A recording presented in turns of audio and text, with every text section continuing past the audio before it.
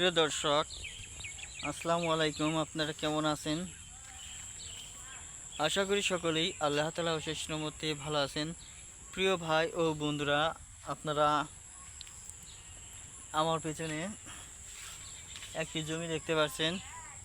এই জমিতে কিন্তু যে সাদা কচু রয়েছে, সেই সাদা কচুর রোপণ দেওয়া হয়েছে। মানে এই জমিতে দেখতে পাচ্ছেন শুধু কচু আর কচু,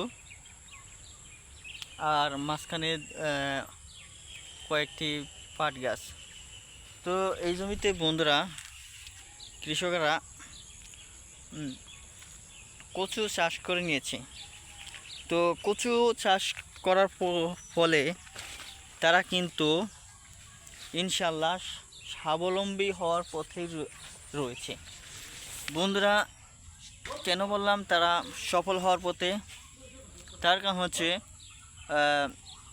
এই যে কচু জমি দেখতে পাচ্ছেন, এই কচু কিন্তু ধীরে ধীরে বড় হয়ে যাচ্ছে এবং এই কচুগুলো বেশ ভালোই বড় হয়ে থাকে। সেজন্যই বন্ধুরা, এই কচুগুলো যদি এক একটা বড় হয়ে থাকে, তাহলে এক একটা কচুর বাজার অনুযায়ী বন্ধুরা 30-40 টাকা, কিংবা বন্ধুরা কত সময় 50 টাকার উপরেও যায় এক একটা কচু। যে মাটির নিচে যে সেগুলো হয়, আর মাটির উপরে বন্ধুরা লতি হয়, সেগুলো কেজি হিসাবে বিক্রি করা হয় এবং কি এই পাতাগুলো খাওয়া যায়। তো দেখেন, সেজন্যই স্বাবলম্বী হওয়ার পথেই আছে কৃষক ভাইটি। তো প্রিয় ভাই বন্ধুরা, আপনারাও কচু চাষ করবেন ইনশাল্লাহ। কচু চাষ করলেও আপনারা সফল হতে পারবেন যদি আপনারা ভালোভাবে কচু চাষ করার পরামর্শ নিন এবং কি সেই অনুযায়ী